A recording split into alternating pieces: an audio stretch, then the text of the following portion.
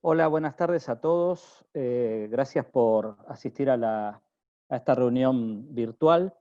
Eh, Gracias a los oradores que han aceptado la invitación para este evento y se han tomado el rato eh, de estar con nosotros para hablar un rato del COVID eh, y sus impactos sobre los sectores productivos en Argentina.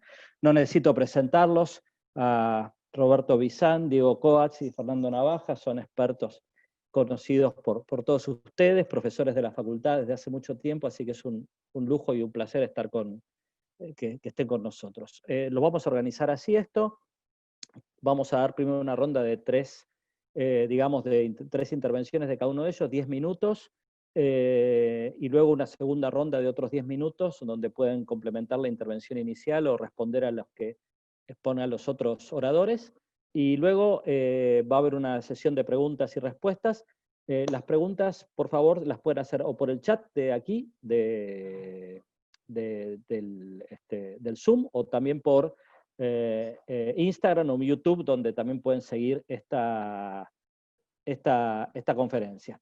No tengo cámara prendida porque mi notebook, el driver tiene algún problema, así que no puedo entrar con cámara, pero igual no se pierde mucho. Así que, sin más, creo que les podemos dar la palabra a Roberto Bizán, agradeciéndole de vuelta tanto a los participantes como a los asistentes, y le damos la palabra a Roberto para que arranque haciendo foco en el impacto del COVID sobre el sector agropecuario, ¿no? Así que Roberto, 10 minutos iniciales, yo te aviso en todo caso por el chat que tenemos aparte por cuando te quede un minuto. No voy a ser demasiado, no quiero ser un policía demasiado malo, pero si todos hablamos 10 minutos, digamos, va a haber más tiempo para preguntas y respuestas, que creo que también va a ser muy interesante. Gracias, Roberto. Hola, ¿me escuchan? Sí, te escuchamos. Perfecto, gracias, muy amable, gracias por la invitación. Bueno, el impacto del coronavirus sobre el campo. La verdad que hay que tener un par de tips previos para entender lo que está pasando. Primer tip es que esto es un parate total, pero la naturaleza no para. Entonces hay ciclos de producción biológico que ya venían encaminados y que son de distinta duración. Digo, la cosecha gruesa ya estaba sembrada, todos los cultivos perennes ya están instalados, con lo cual ahí no queda otra que seguir la producción. Segunda cosa, no nos olvidemos que se trata de un agro, a ver que voy a acomodar bien la pantalla, un agro que es intensivo en servicios.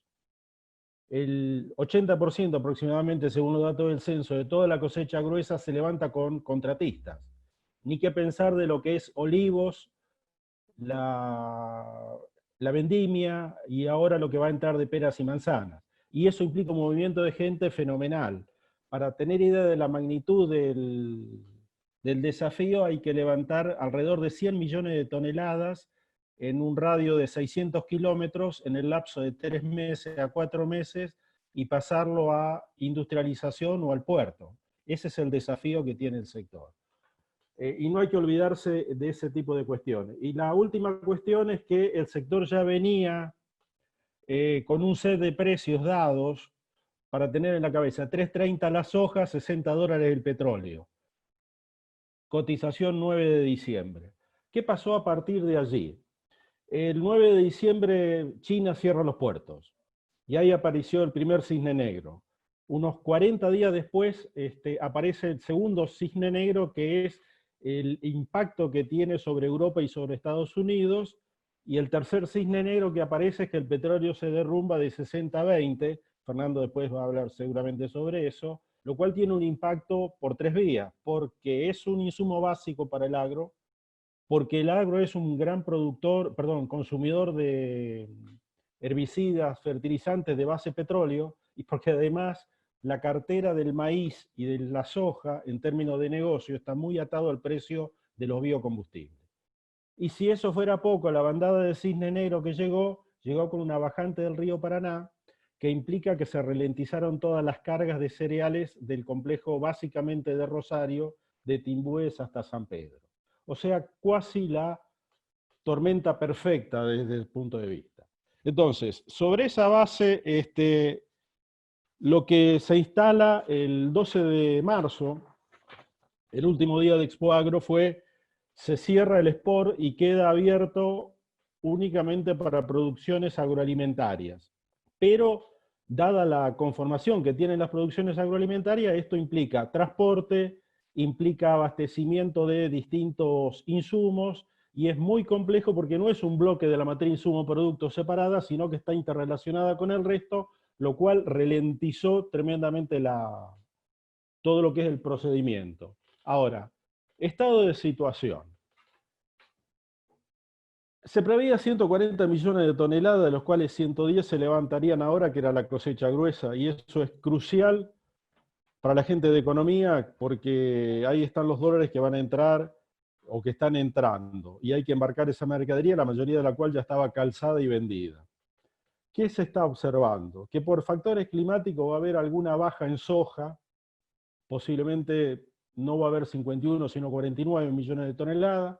Maíz, los rendimientos siguen siendo muy buenos, no va a haber mayores problemas, pero se va a ralentizar todo lo que es la cosecha del transporte, con todos los problemas de cada pueblo quiere que el camión no pase por el pueblo, el intendente de donde está el puerto no quiere que el puerto de China baje, perdón, el barco de China baje, todo ese tipo de minucias. Hay al día de la fecha unos 30 municipios que están cerrados.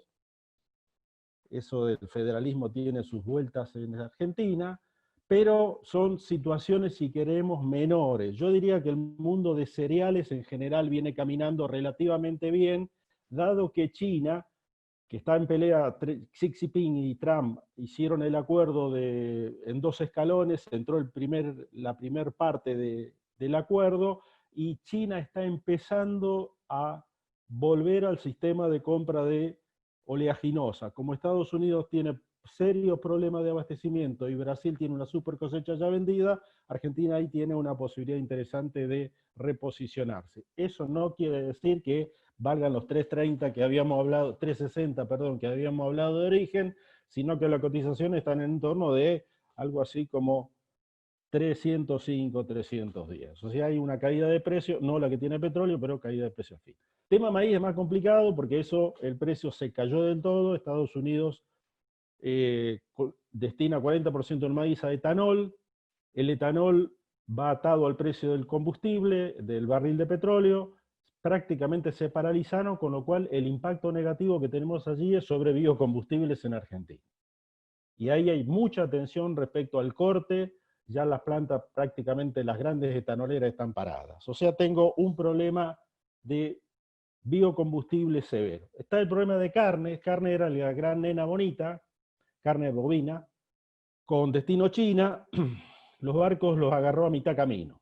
Algunos se redirigieron a Hong Kong, otros se redirigieron dando vuelta y otros terminaron desembarcándose mucho más tarde. Cuando volvían o se empezó a abrir el mercado chino, cosa que ocurrió hace unos 10, 15 días atrás, no quiere decir que estén comprando, quiere decir que abrieron el mercado y empezaron a pedir cotizaciones. Lo que antes eran 6.000, 6.200 dólares por tonelada, ahora son 4.500. Entendámonos cómo es la regla del juego. Pero carnes tiene ahí el otro problema, que cuando va a Europa y Europa entra en cuarentena mucho más tarde con todos los problemas, los cortes premium prácticamente no tienen mercado. O sea, tenemos por un lado una producción cárnica que internamente estaba en ascenso y se encuentra ahora sin demanda. Otro problema sustantivo apareció con las hortalizas, y eso es más problema mercado interno. ¿Por qué? Porque las hortalizas generalmente tienen, depende de qué hortaliza, pero un circuito corto. Un par de meses se abastecen de una localización, otro par de meses vienen de otra localización y se hacen los juegos de fletes y contrafletes. Y eso sufrió enormemente y está sufriendo enormemente porque parte de la hortaliza venía de Jujuy y de Salta, y ahora viene de Berazategui. Y el mercado estaba armado con otra lógica, con lo cual usted tiene, por un lado, gente haciendo cola en la calle porque quiere abastecerse, sobreabastecerse, y del otro lado tiene severos problemas de abastecimiento de corto plazo en términos de lo que es la cadena en sí. O sea que ahí tenemos otro drama no menor. Y el último problema complicado es, el anteúltimo problema complicado que tenemos es el tema de la logística y el transporte. Todos los embarques que se hacen de grano, que es donde está la salida exportadora tradicional, van básicamente a Rosario y después Quequén, pero los puertos de agua profunda están en Rosario para dos cosas: para traer soja del norte de Paraguay y de Bolivia, molerla en Argentina, y para sacar la soja molida de Argentina. Bueno, no llueve en el sur de Brasil, los barcos no pueden cargarse en su totalidad, entonces hay algo así como una pérdida de flete del orden del 15% que no se puede llegar a cargar. Eso está ralentizando y complicando tremendamente la logística de carga, con lo cual todo el sistema está como ralentizado pero vivo. Y por último, el último comentario en términos de impacto sobre lo que podríamos llamar la gente que labura en el campo, que es el coronavirus que no se ve. Nosotros estamos acostumbrados a razonar coronavirus Florencio Varela, pero hay todo un movimiento de gente del interior, de migraciones golondrinas y de trabajadores de contratistas agropecuarios que son otro drama particular, con todas las prevenciones de cuidado por un lado, todo el tema de quién controla ese tipo de cosas y qué pasa si aparecen casos de coronavirus en el campo, que implica el aislamiento del campo y de todos los campos cercanos. Ese es un escenario también posible de ocurrencia, esperemos que no ocurra, de manera masiva al menos, que está ralentizando el tema. Yo diría, para hacer una impresión final, la producción está andando de acuerdo a todas las restricciones que tienen, volcada más a mercado externo, algunos productos particulares con viento de cola, otros con viento de cola muy suave, otros productos directamente con una formidable recesión, como el caso de posiblemente maíz, y la gran incógnita es trigo. ¿Por qué digo que es la incógnita? Y con esto termino mis primeros 10 minutos. Digo, es la incógnita porque hay países oferentes a nivel internacional como Rusia, Ucrania, Canadá, que están pensando y han empezado a implementar restricciones a las exportaciones para cuidar al mercado interno. Y eso le abre a la Argentina una formidable oportunidad, pero hay que sembrarlo todavía, el maíz. Y la cadena de pagos del sistema agropecuario, que venía muy complicada, ahora está apilada de cheques, más complicado todavía. Entonces, las estimaciones ahí son, hay gente que dice que vamos a volver a repetir las buenas producciones del año anterior y hay gente que dice que no vamos a repetir eso y que vamos a estar entre un 15 y un 20% por debajo. El tema macroeconómicamente no es menor porque esos son dólares que se siembran o se deberían estar sembrando ahora y se cosecharían por allá por noviembre, diciembre y entrarían en la etapa donde vamos a estar más ajustados de divisa en términos externos. Último comentario.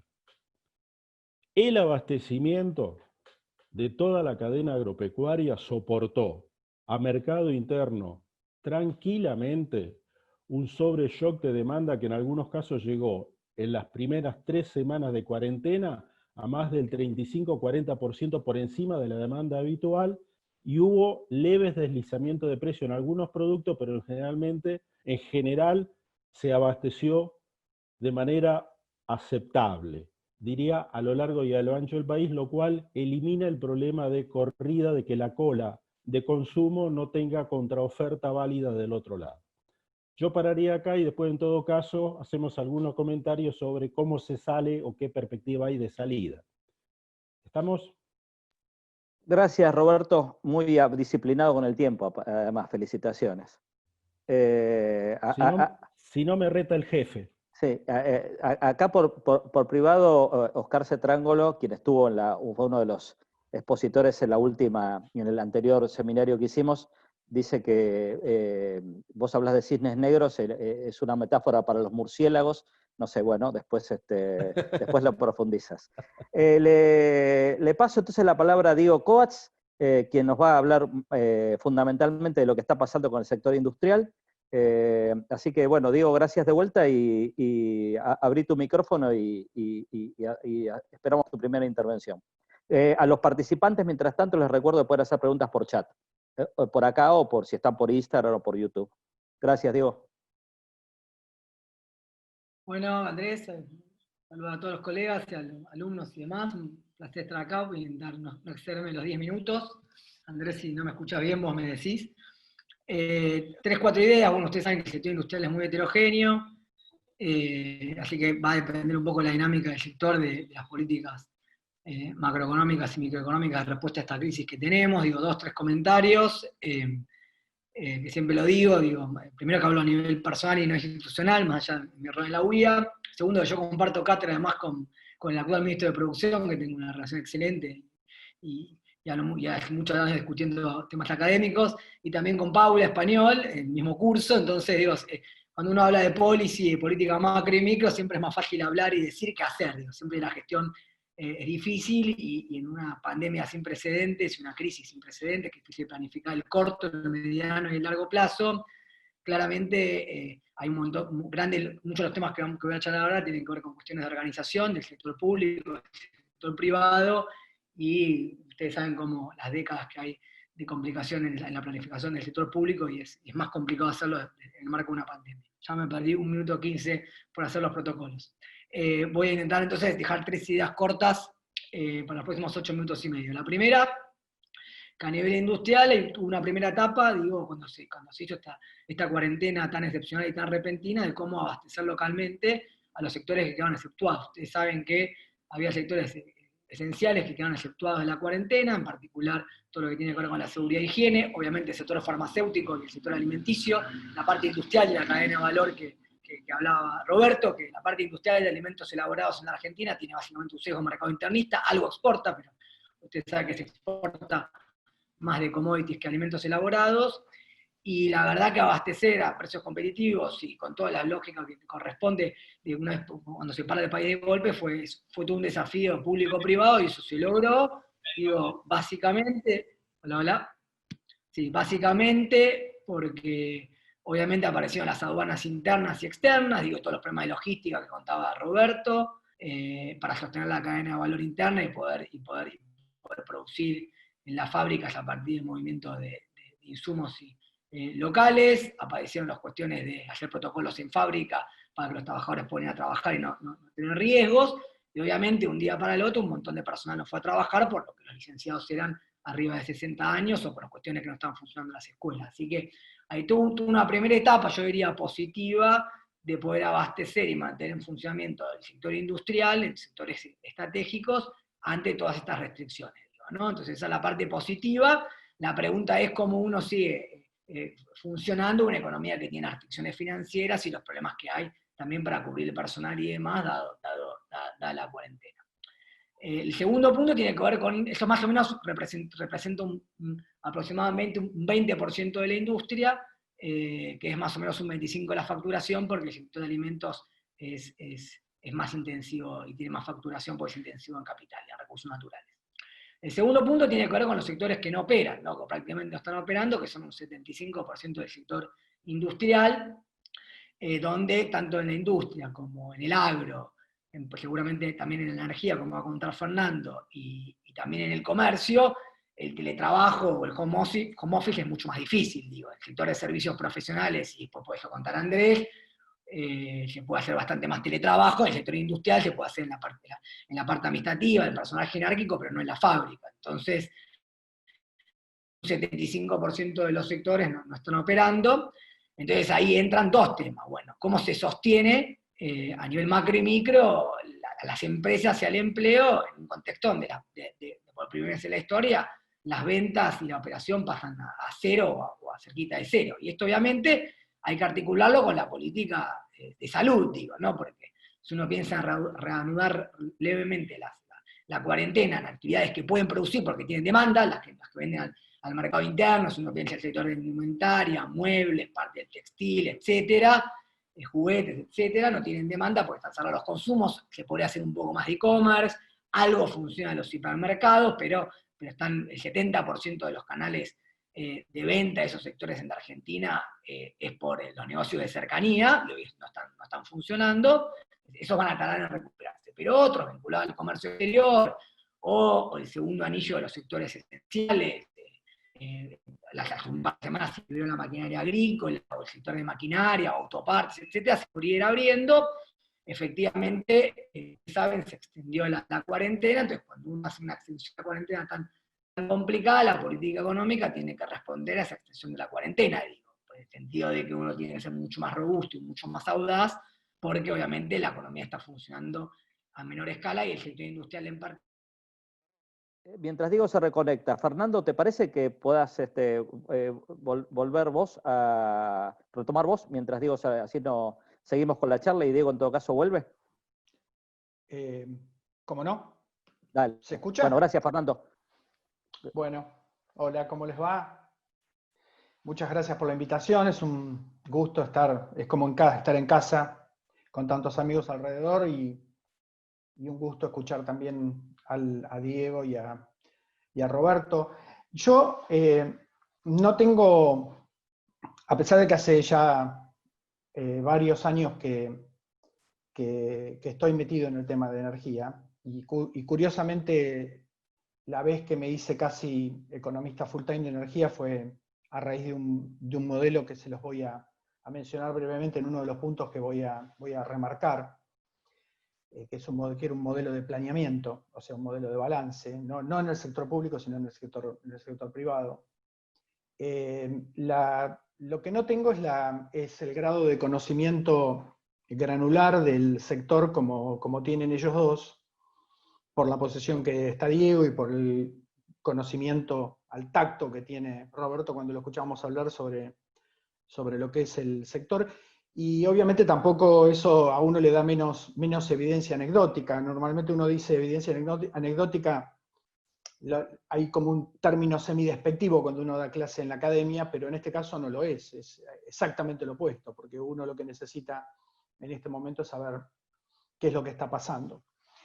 La compensación que tengo para ofrecerles de eso es ofrecerles un enfoque que va de lo general a lo particular, de cómo yo vislumbro el sector, cómo estaba parado el sector antes del COVID, shock, y cómo está ahora. El sector estaba cruzando el río, como otros sectores de la economía. Bueno, la economía argentina estaba cruzando el río precisamente en su estrategia macroeconómica, esta que estamos viendo ahora con esta presentación. Pero el sector estaba cruzando el río de una manera particular porque a diferencia de lo que habló Roberto con el grado de organización industrial que tiene el sector agropecuario o el sector industrial que hablaba Diego, energía es un sector diferente en términos del grado de coordinación y organización económica que tiene, es una mezcla de organización industrial con regulación, con una mano, al ser de regulación, de la política energética y de las instituciones regulatorias muy importantes. Entonces ya desde el año pasado se venía dando una especie de cortocircuito institucional, diría yo, en la forma en la que la política de lo que se llama el Policy Response Function, la política de respuesta de política, iba a funcionar en el sector, que le venía dando al sector una suerte de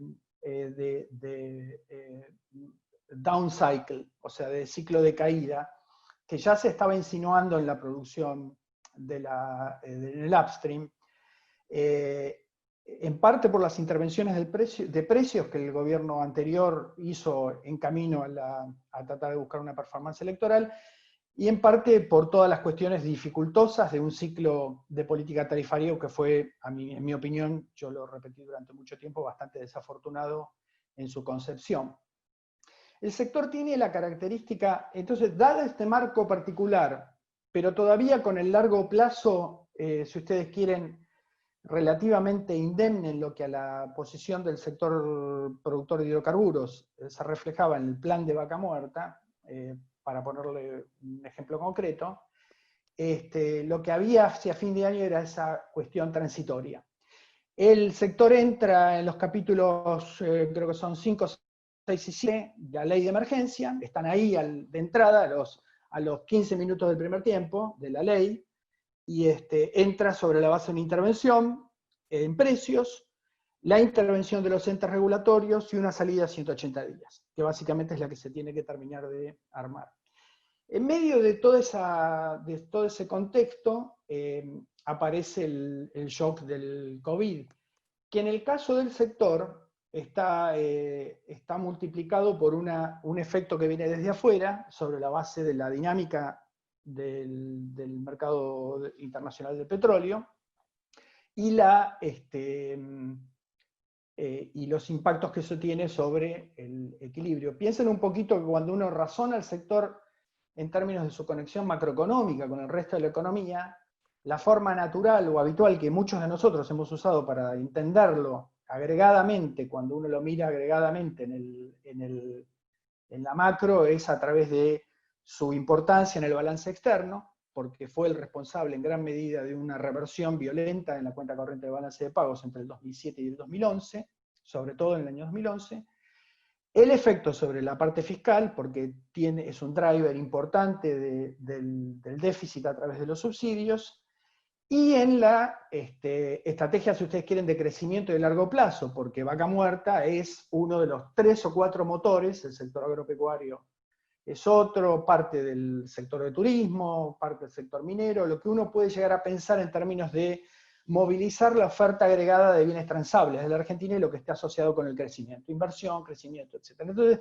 el sector como que entra en esas 3 cosas, y el shock en el precio del petróleo básicamente, y lo que viene después del COVID, es una primera caída de la demanda china, del orden del 5% del mercado internacional. El mercado internacional es fácil de racionalizar porque es un cuadrado de 100 millones de barriles diarios, con una oferta relativamente ahora un poquito más balanceada que unas décadas atrás, y la demanda china jugando un papel muy importante. Hay una primera caída del 5%, después entra lo del COVID y hay un desbarranque. En medio de eso está la desafortunada guerra de precios entre Arabia Saudita y Rusia, que lleva a una espiral descendente del precio. Entonces ahí hay un primer tema central en términos de lo de que es esta transición se refiere, que el sector está, al ser un sector transable, eminentemente transable, es como si Roberto hubiera estado describiendo el sector agropecuario en medio de una caída del precio de la soja, vamos a decir $80, una cosa por el estilo. Te imaginaría que estaría hablando de otra cosa completamente distinta. Eso le pone un signo de interrogación, tiene efectos diferentes en estas cosas que les estoy diciendo, se las puedo después dar con algún más de detalle, pero en lo que es la parte de subsidios se refiere. En la parte de largo plazo lo que implica es un shock, un palazo a las expectativas del plan eventualmente de colocación o de incremento de la producción con intención de salida en oferta exportadora. O sea, o el proyecto de Vaca Muerta, si ustedes quieren. Entonces, ahí hay un primer tema que hace si ustedes quieren, a la gramática, como que el sector tiene 2 cosas. De un lado, los precios y las señales que la oferta va a recibir para que la parte del upstream y la producción de una parte importante del sector se vuelva o trate de pensar, pasando esta transición, que hay alguna sostenibilidad después de esta caída, y del otro lado lo que sabemos que es la caída esta de la demanda, que la puedo caracterizar en un instante. Pero esencialmente la problemática viene por ese lado, y en ese lado hay como 2 o 3 puntos que son críticos en esta historia, que están vinculados con estos conceptos que les decía yo del relacionamiento del sector con la gestión del sector externo, el sector fiscal y el crecimiento. La primera es qué es lo que va a ocurrir en materia de señales de precios y la policy response function que la Argentina va a tener para tratar de resolver el problema de la transitoriedad o no, y a qué nivel del precio del petróleo, que va a tratar de ser un parámetro fundamental para las señales, dado que la Argentina ya tiene a los big players adentro. La Argentina tiene en la oferta hidrocarburífera, tiene a jugadores importantes. Luego, del otro lado, está cuestiones que tienen que ver con la política de precios de la energía y política tarifaria, dada la caída de la demanda. pero sobre todo dada la cuestión de asequibilidad, es decir, de lo que uno diría la capacidad de pago, o affordability, como uno lo llama en inglés, de lo que la demanda puede llegar a pagar. Eso lo digo porque la patología que está apareciendo del otro lado, de este lado tenemos la primera patología, que es el problema del shock del precio del petróleo, del otro lado tenemos una patología diferente que viene dado porque problemas del lado de la demanda en affordability mezclados con, obviamente, problemas de la respuesta que la política energética en el sector le ha dado, o con qué rapidez se han tratado de resolver estas cosas, hay un gran problema de cobrabilidad.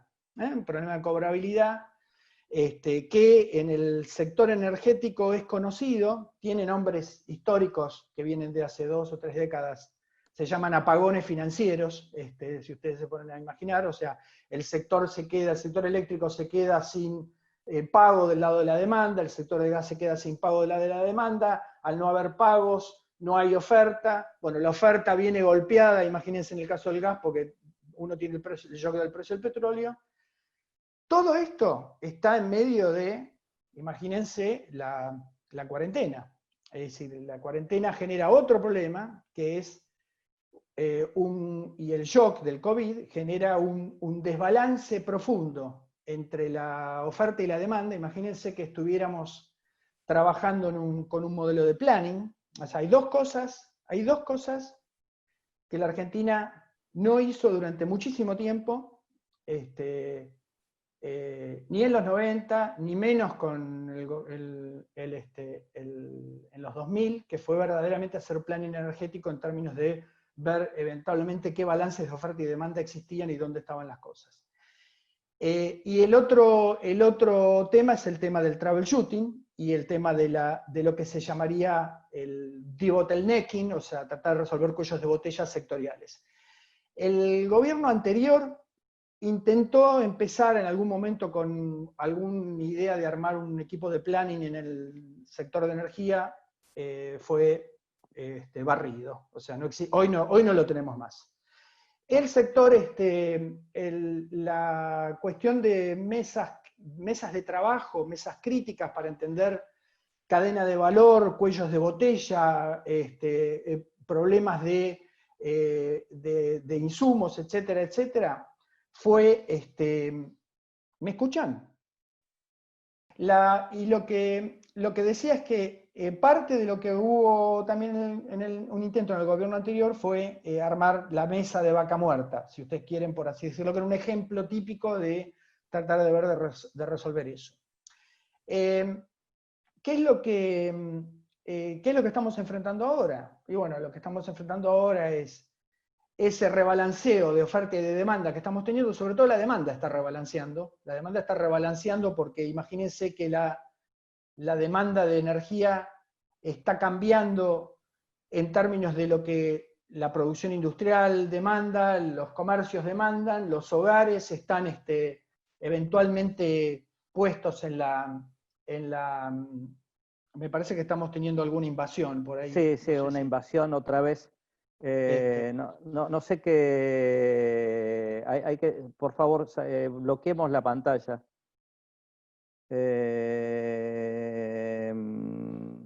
Mientras seguía, perdón, seguí, Fernando, ahí está. Sí.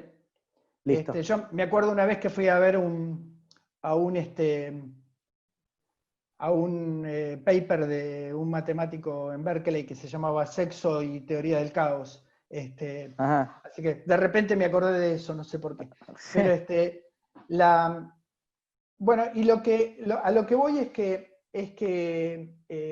estamos básicamente en esta situación, en este momento. Estamos con un problema de un lado de cobrabilidad que hay que más o menos manejarlo, y del otro lado un problema de oferta que tiene que tener una respuesta de política sobre la base de la formación de precios domésticos de los combustibles, ver los balances, porque tampoco podemos darle precios, imagínense, al upstream, y después que el upstream salga a producir y las refinerías no funcionan, etcétera, etcétera. O sea que hay un balance sectorial necesariamente a ser resuelto, pero yo diría que entre las Tres cosas que yo les dije antes para tratar de marcar la posición.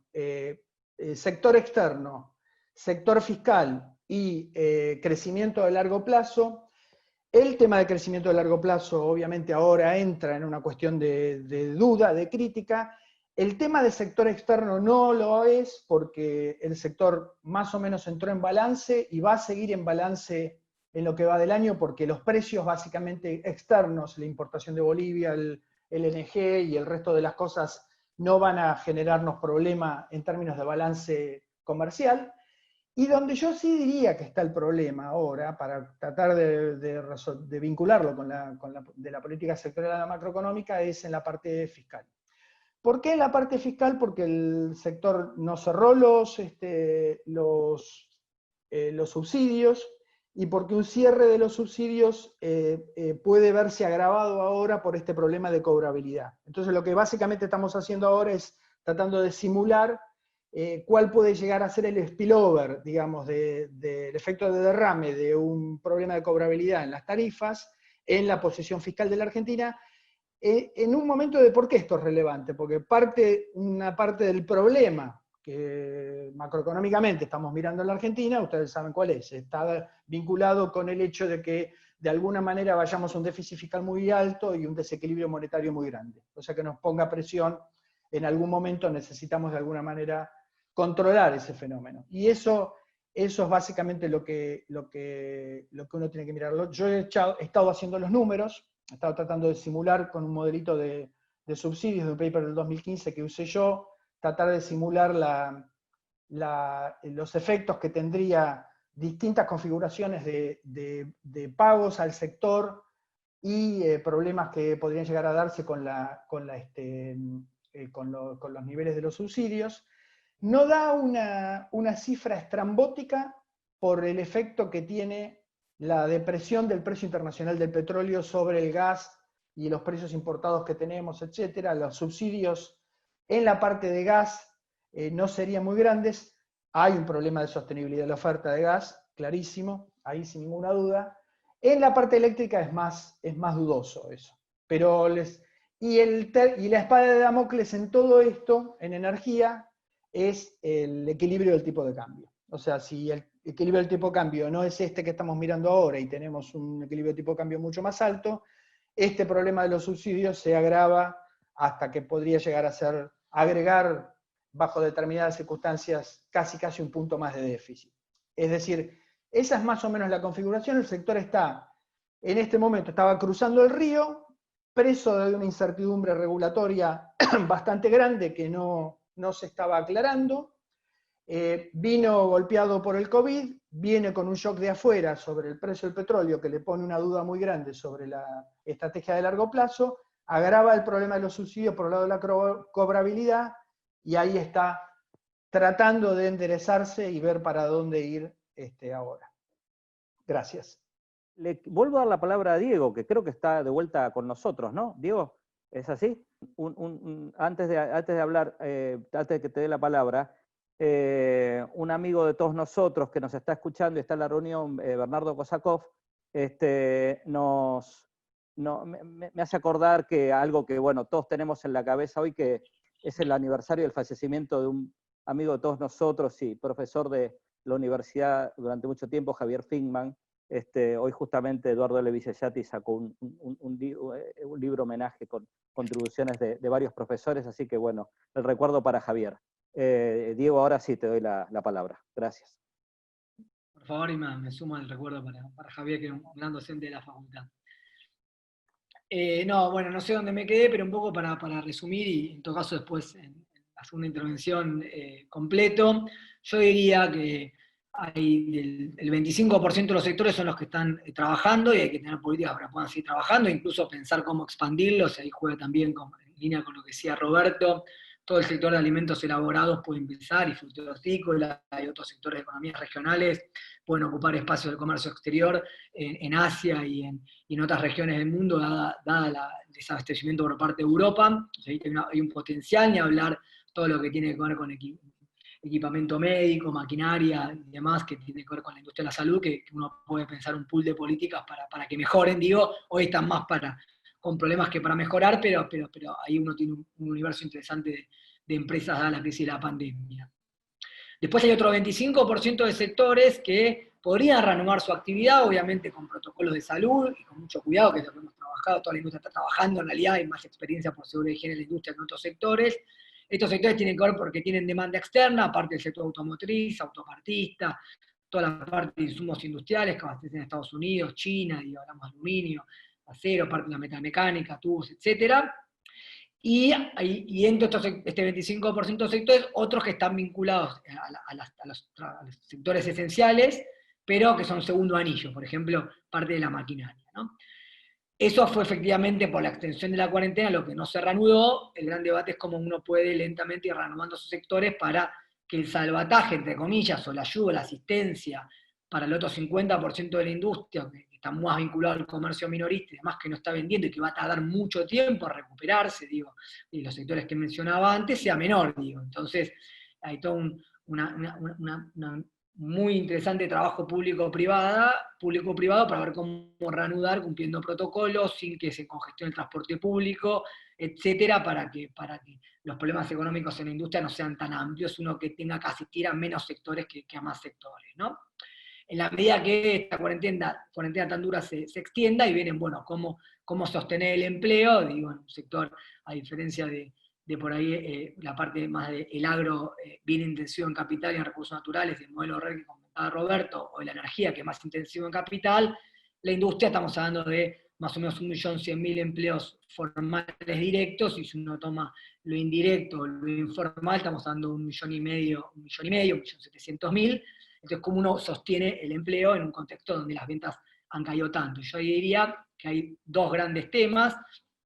Bueno, obviamente hay un tema de demanda que tiene que ver con la asistencia social y que se mantenga el consumo básico, pero después hay un tema macro, y ahí me sumo a lo que decía un poco Fernando, de cómo asiste a las empresas, cómo uno asiste a las empresas, ya les comento cómo, unas ideas que tenemos, sin generar un problema con la rista, digo, ¿no? Porque acá sigue habiendo tensión macroeconómica y todos los temas que ustedes conocen derivados de los últimos meses, cómo uno cuida la rista y tiene una tasa de interés funcional a lo que es la inflación y las expectativas de evaluación, y por otro lado, financieramente ayuda a las empresas. Y ahí lamentablemente, en este esquema y en esta crisis que tenemos, no queda otra que la política pública y el rol del Banco Central y del Tesoro. Entonces, en esa línea, digo yo, para sostener al 50% del sector industrial que va a tener problemas por bastante tiempo, y ojalá que no sea el 75%, como decía antes, que sorprende la reanudación gradual de las actividades. Hay tres como grandes ejes de política, se fue avanzando en algo, pero es clave, como decía antes, que se agilice y se automatice. Estamos hablando donde la asistencia en este contexto tiene que ser la regla y no la excepción. Uno cuando hace política pública, bueno, yo soy más de tradición estructuralista desarrollista, entre comillas lo digo, si tienen un diálogo, están hermanados, uno tiende a pensar cuáles son las políticas sectoriales, en un contexto, y ahí cómo las planifica, cómo las diseña, cuál es el costo, cuál es el beneficio, cuál es el costo fiscal, cuáles son los precios, etc. Ahora, claramente, la asistencia tiene que ser la regla. Entonces, yo diría que hay tres elementos. Primero, ayudar a las empresas a que puedan pagar salario, ¿no? Salario remanente del esquema de suspensiones, no remunerativos, todo lo que tiene el mundo del trabajo, que después podemos charlar de que le interese, ¿no? Va a quedar una masa resultante después del acuerdo que haga cada sindicato con cada sector, y sobre esa masa salarial resultante hay que dar una asistencia. Se ha avanzado algo la semana pasada y la anterior, pero acá yo creo acá desmitificar un poco algunos temas. Esta crisis no segmenta, afecta a todos por igual, y en el segmento formal, el empleo formal en la Argentina, lo generan el 70%, más empresas de más de 100 personas. Uno tiende a pensar que el empleo formal es de pymes, las pymes son muy importantes a nivel micro, y a nivel desarrollo territorial, y a nivel empleo más informal, y todo lo que tiene que ver con la cuestión social. Ahora, cuando uno va al empleo formal privado, son, incluso en el comercio, las empresas de más de 100. Entonces, ¿cómo uno ayuda a empresas de más de 100 personas, o empresas que tienen 300, 400, 600 personas, a poder pagar salarios? Entonces, ahí hay un gran desafío desde el punto de vista, porque es asistencia del Tesoro, y cómo uno reparte un poco esa política. El segundo tiene que ver con el tema de financiamiento. Esta crisis, el financiamiento es clave, y yo creo que ahí, y lo venimos charlando entre varios que nos estamos a temas sectoriales, más allá de la banca en Argentina, nos falta acá un especialista de banca, pero hay una realidad. La banca en Argentina es muy, muy pequeña. Estamos hoy en niveles récord de lo pequeña que es, 1/3 es pública, 2/3 es privada. Ya su función de arbitraje es complicado, y pretender que la banca privada preste en este contexto, cuando hay riesgo crediticio, en el caso industrial, pero en el caso general de la economía, de un 50, 60, 70% de las empresas que no saben cuándo van a volver a facturar y a poder pagar, es muy difícil. Por eso acá la clave es que la banca tradicional le presta a las que están operando y que tienen problemas, ¿no? Y ahí puede aparecer parte del desarme del ELIX, puede aparecer bajar los encajes, como se hizo, pero eso la banca le va a prestar a las empresas que con problemas siguen produciendo. Para que no puede produciendo, no le van a prestar porque de otro lado están los depósitos. Y encima hay que cuidar los depósitos con una tasa atractiva para que no haya brecha cambiaria. Es un esquema muy difícil el financiero. Entonces, para las empresas que no están operando, hay que asistirlas para el capital de trabajo y para completar la ayuda para pagar salarios. Digo, en una menor medida pagar salarios no debería ser con deuda, pero un remanente de esa masa salarial va a ver que se va a tener que completar con crédito, con tasas competitivas. Ahí tiene que aparecer las garantías del sector público, y no hay muchas magias. Digo, si uno ve a nivel países desarrollados, Italia, Alemania, Francia, están más o menos 30-40% de su PBI lo que están destinados a garantizar el crédito, ¿no? A poner garantías. Acá hay instrumentos como el FOGAR, el FONDEP, después podemos charlar, que es una forma, que era algo que ya tenía que estar en funcionamiento y en más de la medida de lo que se implementó, que son solamente todavía 30.000 millones de pesos, porque el nivel de apalancamiento va a ser menor de esas garantías. Y el segundo tema, que es para discutir después, tiene que ver con el Banco Central, ¿no? Que el Banco Central pueda efectivamente, por su hoja de balance, activos no monetarios, y salir del Banco Central a directamente a funcionar como prestador, y en todo caso el sistema financiero que sea un intermediario. Entonces, eso es lo que se viene fuertemente en los próximos meses, de nuevo, para ayudar a completar el pago de salarios de lo que no se puede hacer con política fiscal desde el Tesoro, y para empezar a dar capital de trabajo para que arranquen las empresas y puedan tener sustentabilidad cuando se empieza a relajar la cuarentena de este 50% que es muy, muy complicado, ¿no? Y en eso está la discusión hoy, vuelvo a decir, en un contexto donde tiene que dialogar la micro y la macro, porque si la consecuencia es una reducción general de la tasa de interés, ahí está el ahorrista y está presionado sobre el dólar. Entonces es importante tener mucho cuidado entre ambas cosas. No queda otra que en todo caso, si se hace a través de algún tipo de subsidio de tasa, lo tenga que hacer directamente el Tesoro, no lo puede hacer el ahorrista. El ahorrista no se le puede bajar la tasa al ahorrista para prestarle más barato a la empresa. Entonces es una situación excepcional. Y el tercer tema, que es muy, muy complicado, tiene que ver con la cuestión tributaria, porque ya estamos viendo a nivel nacional, provincial y municipal la caída de la recaudación. Y ahí de nuevo, ahí sí uno tiene que tener bien claro de aquellas empresas que no van a poder pagar porque no están facturando, va a haber que hacer prórrogas tributarias o extender la moratoria que se hizo. Aquellas empresas que están en el medio, ver cómo se puede hacer, y aquellas empresas que con un poco de ayuda pueden pagar, darles un premio por ser un buen pagador. Entonces, hay que hacer una combinación de política de empleo, de crédito y tributaria, básicamente para los próximos 90 días, para el 50% de la industria, para ahí entra el comercio minorista y otros sectores más, o el 75%, porque depende cuánto se extienda esta cuarentena tan dura, se pueda, que tenga la menor cantidad de bajas a nivel empresa, y eso tiene su correlato a nivel empleo. Digo, está prohibido despedir, sí se pueden hacer esquemas por varias formas con los sindicatos de pagos no remunerativos, etcétera. Pero bueno, si cierra una empresa, no queda de otra forma, el despido es automático. Entonces creo que se vienen 90 días de mucha política pública, se requiere mucha audacia, más volumen, obviamente con consistencia macroeconómica. Yo termino acá, no soy especialista macro, pero hago un comentario. Generalmente a uno le preocupa mucho el déficit fiscal cuando hay déficit de cuenta corriente. Uno, si Roberto nos tira buenas noticias y demás, uno tiende a pensar que con planificación la Argentina debiera perder más de importaciones que de exportaciones. Es decir, la recesión va a hacer que caiga mucho las importaciones, mucho el consumo durable de autos, electrónicos y bienes de capital, y las exportaciones debieran caer en menor medida. Entonces, la deuda puesta en un segundo plano la clave acá es el déficit fiscal va a ser un problema secundario, porque va a haber en teoría un superávit comercial muy fuerte, pero de nuevo estamos en una situación muy delicada, donde hay brecha cambiaria y donde hay que tener mucho cuidado con cómo es la política financiera, porque hay que cuidar a la revista y también asistir a las empresas, ¿no? Entonces es una sintonía fina difícil. En la medida que se logre esto hacer, vamos a ver menos cierres de empresas y menos complicaciones. Es muy dinámico esto, en la medida que no se logra hacer, vamos a ir viendo en los próximos meses más complicaciones en el segmento de empresarios, que se corte la cadena de pagos, que empiecen empresas concursadas, etc. Hay que ir monitoreándolo semana a semana qué pasa y cuál es la política pública. Creo que más o menos me escuchó, ¿no? Sí, Diego, gracias. Roberto y Fernando, si quieren hacer una segunda intervención para cerrar un poco sus presentaciones y luego le damos paso a las preguntas. Y después, no sé, Diego, si querés también, después, en todo caso, ya hay varias preguntas para vos, ahí retomamos en la sesión de preguntas y respuestas. Fernando, ¿querés seguir vos? Y después cierra Roberto. Sí, cómo no.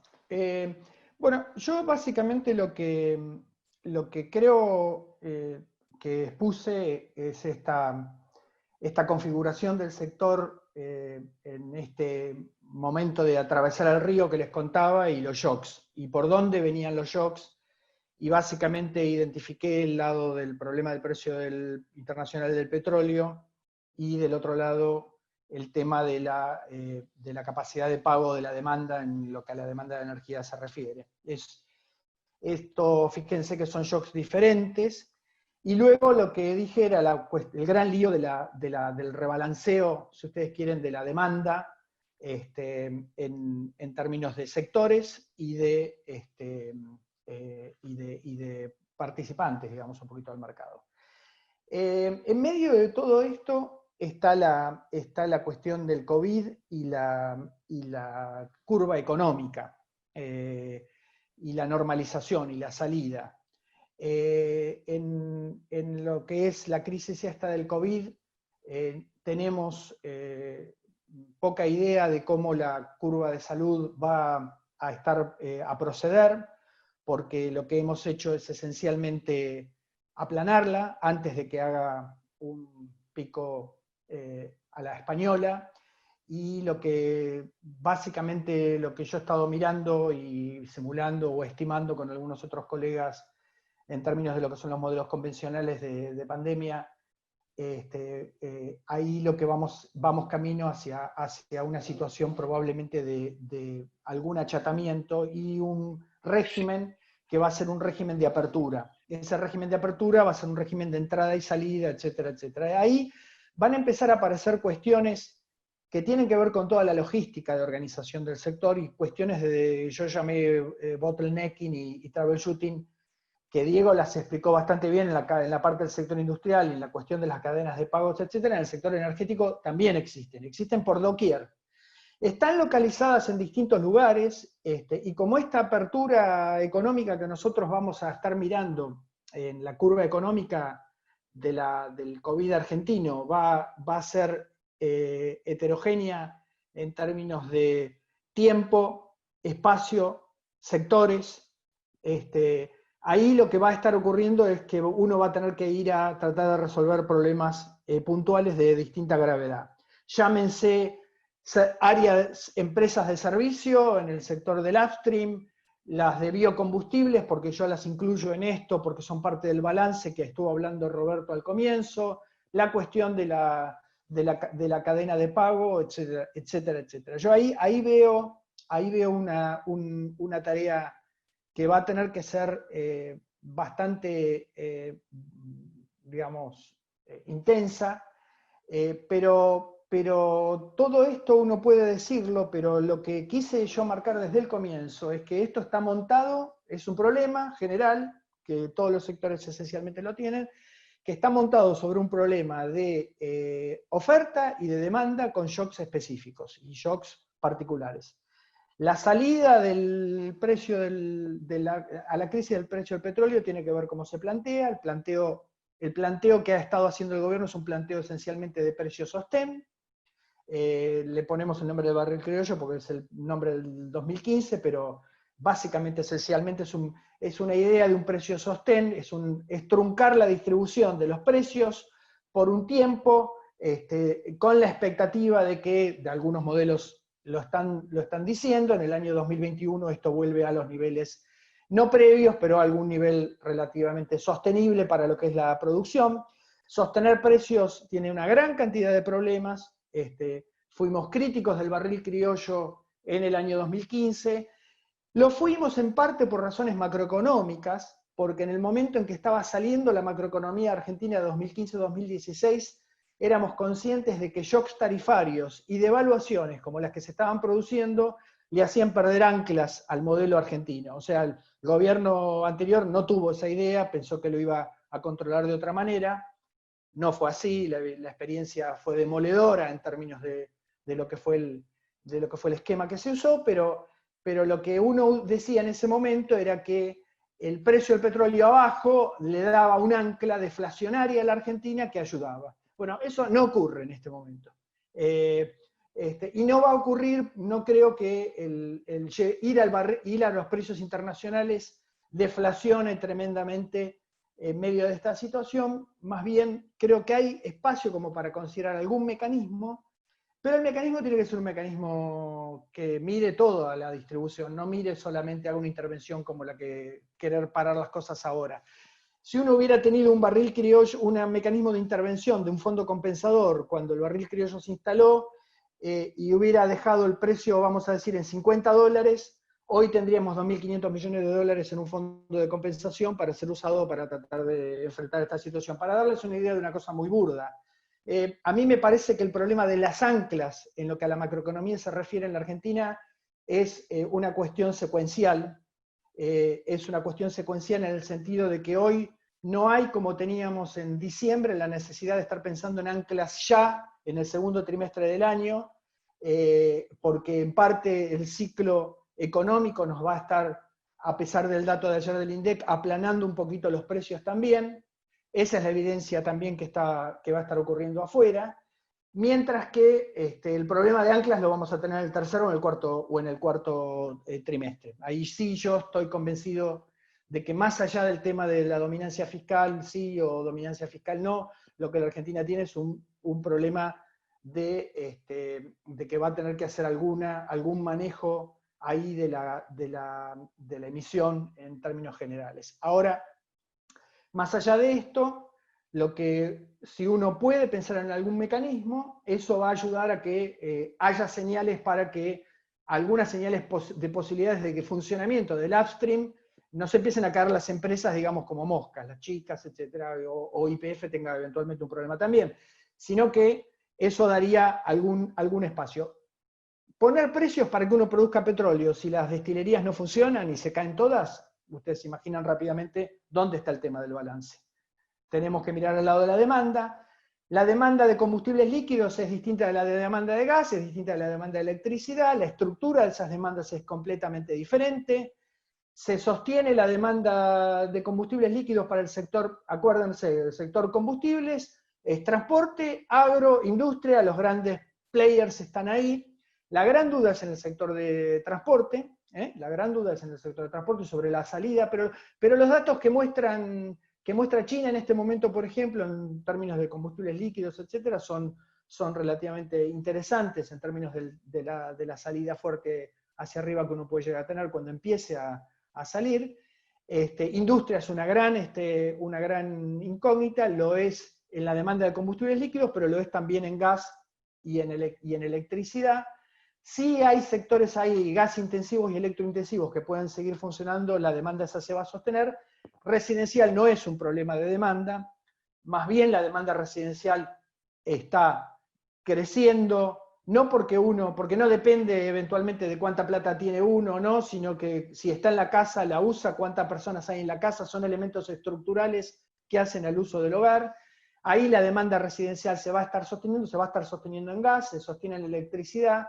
Más problemática para la parte tarifaria en electricidad que en gas, porque al tener un poquito de incrementos de consumo de los residenciales, en electricidad automáticamente nos vamos pasando de escalón tarifario y eso puede estar haciendo incrementar la factura, aunque las tarifas estén congeladas. Y la gran incógnita ahí es el comercio, en lo que es la demanda se refiere, y la capacidad de pago del comercio, etc. Entonces, hay una tarea toda una tarea del equipo, digamos, de troubleshooting y de entrada y de funcionamiento heterogéneo, granular, de cómo la economía se va a normalizar, dentro del sector forma parte de eso. Cuestiones de logística son importantísimas. Está la cuestión de apagar los focos más graves de financiamiento que pueden llegar a estar ocurriendo también en el sector. Y las grandes cosas para mí hoy en este momento es cuál va a ser el mecanismo de formación doméstico de precios del petróleo para gas, y luego el tema de la cobrabilidad, que es lo que queda del otro lado. Ahí estamos. Gracias.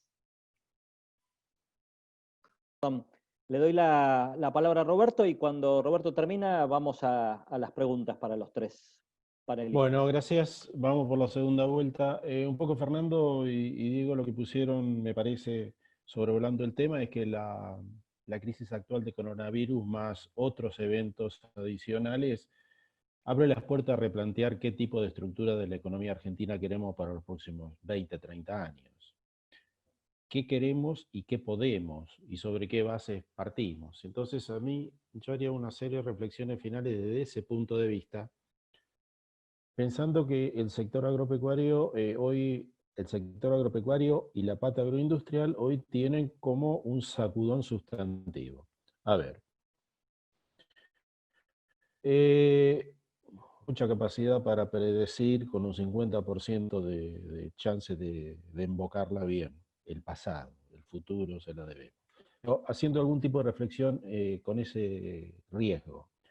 Desde el punto de vista de la crisis, vamos a salir de la crisis con una E corta, con el palito más inclinado hacia abajo, una U o una L.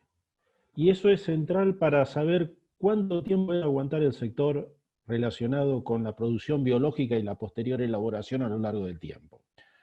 Entonces, ahí va mucho sector por sector y depende mucho de las condiciones de demanda internacional. Las condiciones de demanda internacional son básicamente el resurgimiento de China.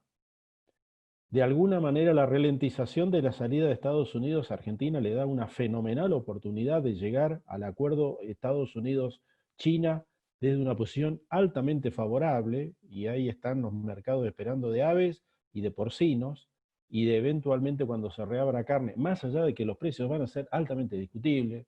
También hay que considerar que los fletes internacionales van camino a la baja, un petróleo de $20, etcétera, etcétera. Pero digo, ahí hay una oportunidad muy, muy relevante, y entonces la respuesta a esa oportunidad depende de qué estrategia se dé a Argentina. Y eso es un problema interno.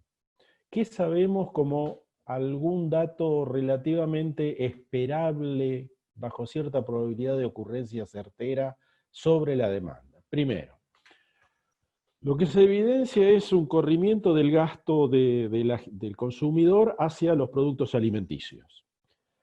Eso va a continuar a medida de que la crisis se prolongue, y va a ser así, con lo cual el sector tiene de alguna manera demanda asegurada. Segundo, dependiendo del largo del bolsillo, léase distribución del ingreso, ese gasto va a estar concentrado o sobre la comida principal y los postres. Yo lamento, pero las noticias para los que hacen postres internacionales, tipo banana, ese tipo de cosas, países centroamericanos van a tener una demanda internacional muy complicada de manejar. En cambio, los productos sustantivos donde está parado Argentina parecen ser más sólidos. Entonces ahí me parece que hay una oportunidad muy grande para pasar de exportar, de ser un exportador de maíz, a pasar a ser un exportador de cerdo, aves, y eventualmente con algún grado de elaboración de una industria alimenticia que la verdad está bastante ralentizada en la Argentina. La primera fase está bien armada, seguramente está mucho mejor posicionada que la fase intermedia. La fase intermedia, que es la molienda, también tiene un peso muy importante y está bien posicionada tecnológicamente. Aguas abajo nos está faltando el desarrollo de la industria alimenticia en serio, a gran escala. Esa emplea trabajo, esa se deslocaliza regionalmente y demás, y esa generalmente no tiene un mecanismo abierto de promoción. Segunda cosa, entonces digo, ahí parece haber algún tipo de demanda relativamente factible de capturar y hacer acumulación genuina internacional y menos subsidio. Segunda cosa, me parece que vamos a un modelo de comercio internacional dominado por las buenas prácticas. Antes eran las buenas prácticas de producción, ahora van a ser las buenas prácticas de producción más las buenas prácticas de uso sanitario. O sea, no me extrañaría que aparezca la denominación zona libre de coronavirus o certificado libre de X pandemia. Y eso abre una oportunidad para el primero que llega, desde el productor hasta la certificadora. La tercera cosa que me parece que va a ocurrir, y hay que tenerlo en claro en términos de diseño de política industrial, es que el abastecimiento de las cadenas largas posiblemente siga manejándose como cadenas largas de producción, entendiendo Argentina, camino semielaborado, China, etcétera, etcétera. Pero es posible que aparezcan distintos nodos, no un solo nodo como China, sino que ahora hay que poner el ojo sobre un segundo conjunto de países que también se han vuelto relevantes, como Indonesia, Vietnam, Filipinas, etcétera, etcétera, que le permiten complementar muy bien el modelo de exportación alimenticia probable y posible de la Argentina. Ahora, último comentario en términos de cadenas cortas. Claro, las cadenas cortas que son de productos perecederos, esas van camino a su reconfiguración sí o sí. Y ahí es donde el desarrollo local tiene un peso muy importante. Porque si yo tomo tomate que se abastece un tiempo desde Salta y otro pedazo viene de Mendoza y otro pedazo viene de tal lugar, etcétera, etcétera, y ahora lo pienso que la logística se me va a complicar, por lo menos por los próximos 12 meses, quiere decir que el intendente de Berazategui es un señor clave, digo Berazategui o cualquier conurbano bonaerense que tenga cordón hortícola, porque ahí se arma la cadena de vuelta con otra lógica. Y ahí o vamos sobre lo fresco con normas de buena práctica, más normas sanitarias, o vamos también sobre lo fresco industrializado y los congelados. Me parece que ahí hay otra oportunidad de desarrollo que aúna empleo, perfiles de producción, donde la tecnología está disponible, etcétera, etcétera. Ahora, ese salto es un salto que no es automático, y es un salto que es una apuesta sobre la que yo particularmente estoy bastante identificado, de industrialización basada en los recursos biológicos sobre bases genuinas y sustentables a lo largo del tiempo. Me parece que ahí es donde Argentina tiene alguna posibilidad de esperanza a futuro. De insertarse localmente y de insertarse internacionalmente con una estructura productiva distinta, aprovechando la remesón que genera el cambio. Eso implica una estructura de costeo absolutamente distinta.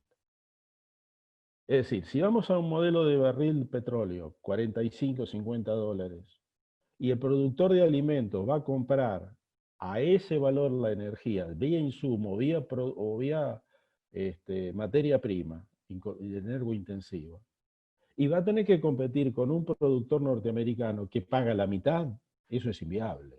Digámoslo de una, porque son los precios básicos de la economía: energía, transporte, etcétera, etcétera. Cierro el tema a guisa de no extenderme. Me parece que es un sendero muy estrecho, muy oportuno, y que demanda una orfebrería entre las estrategias privadas, las posibilidades reales de desarrollo sustentables y las políticas públicas para asignar los pocos recursos que están en actividades que nos relancen a un modelo de producción más sustentable y no a una vuelta hacia un modelo de producción mucho más cerrado que probó ser severamente inconsistente en el pasado reciente. Gracias. ¿Me escuchan? Hola. Sí, sí, te estuvimos escuchando, Roberto, gracias. Perfecto. Bueno, hay miles de preguntas, bueno, miles exagero, perdón, pero hay muchas decenas de preguntas y el tema es elegir, ¿no? Si les parece, yo les hago un par de preguntas a cada uno y luego y si también quieren reaccionar a las intervenciones de los colegas, porque vemos que la matriz de insumo producto funciona, ¿no? Y que lo que pasa en un sector afecta a los demás, por supuesto, a lo largo de la cadena. Entonces, si les parece, arranco con Fernando. En realidad hay varias preguntas del barril criollo, pero Fernando ya habló un poco de eso, ¿no? Sí. Ahora, el tema hay dos cuestiones que tal vez valga la pena tener tu opinión, que creo que podés desarrollar un poco. Una, hay una pregunta más puntual que tiene que ver con la deuda entre los actores de la cadena energética, CAMESA, generadores, etcétera, y cómo eso puede obviamente afectar a futuro. Y el otro tema es vaca muerta, ¿no? Y los renovables, perdón. Es decir, bueno, ahí tenés dos puntas, ¿no? El petróleo y el gas tradicional, y tenés dos actores relativamente nuevos, los renovables y vaca muerta. Si podés por ahí reflexionar un poco sobre esas dos cosas, Sí. y no sé si que aparte querés agregar algo sobre lo que dijeron Diego o Roberto sobre las vinculaciones con el sector energía. Sí. Gracias. Gracias. No, bueno, una es una pregunta de corto plazo, la otra es una pregunta de largo plazo. Empecemos por la de corto plazo, que es porque la tenemos ahora, que es la pregunta sobre las condiciones financieras por las que está operando el mercado mayorista eléctrico, esencialmente la relación de CAMESA con las distribuidoras. Hay un problema de incobrabilidad grande que viene ya montándose desde el año pasado, venía ya agravándose desde el año pasado, no es una cosa que salió ahora. Esta situación del COVID lo agrava tremendamente. ¿En qué sentido lo agrava? Bueno, porque básicamente lo que hace es que a nivel imagínense, los comercios, los residenciales, la industria, la demanda deja de pagar, o bien no paga porque en algunos casos deja de consumir, o bien no paga porque no tiene condiciones para pagar. La búsqueda de una cobrabilidad, eso además, recuerden que lo que CAMESA hace, CAMESA es el mercado mayorista que opera como el centro de las transacciones imagínense, del mercado eléctrico. Todas esas transacciones se contabilizan, se hacen los precios, se establecen los pagos, o sea que es ahí en CAMESA en donde el desbalance entre los precios de oferta y de demanda básicamente se manifiesta. Ese es un déficit que hoy en día está en el orden de los 4.000 millones de dólares, en una cadena de valor total que está en el orden de los 8.000 millones de dólares, o sea, más o menos, para ponerle un número a los valores del dólar oficial ahora. El 80% de esa brecha de 4.000 millones de dólares viene dado por 50% por los residenciales y un 30% por el comercio. La industria más o menos está relativamente en equilibrio. Y uno puede jugar con eso para tratar de mirar cuánto sería eventualmente el problema de una mayor o menor cobrabilidad. Pero la cobrabilidad, y a eso uno le puede agregar la devaluación. Imagínense, si uno devalúa, empieza a tener un problema porque básicamente lo que paga la demanda en términos de miles de millones de dólares se achica y el déficit se agranda. El problema no solamente es la aritmética de los subsidios o lo que paga la demanda, lo que paga la oferta y las estructuras de precio que están de los dos lados, que ya ha sido un gran problema. Ese fue un gran problema de los 2000 que el gobierno anterior no pudo resolver. Se movió a tratar de querer resolverlo, pero haciendo aumentos de niveles tarifarios, pero en términos de estructura no pudo terminar de redondear todo, no pudo hacer una reconstitución del mercado mayorista. Sobre el final trató de hacer una consultoría para llamar a una opinión sobre eso, pero no dieron los tiempos. No, el problema ahí es que todo esto es parte, como ocurre también en el gas, es parte de transacciones con compradores y vendedores. Está bien, no hay mercados de contratos a largo plazo, mucho, pero son contratos de pagos y cualquier problema de pagos se traslada hacia atrás a la cadena, o sea, hacia los generadores eléctricos. Imagínense, automáticamente CAMESA empieza a trasladarle el problema hacia ellos. Las distribuidoras también tienen eventualmente el problema.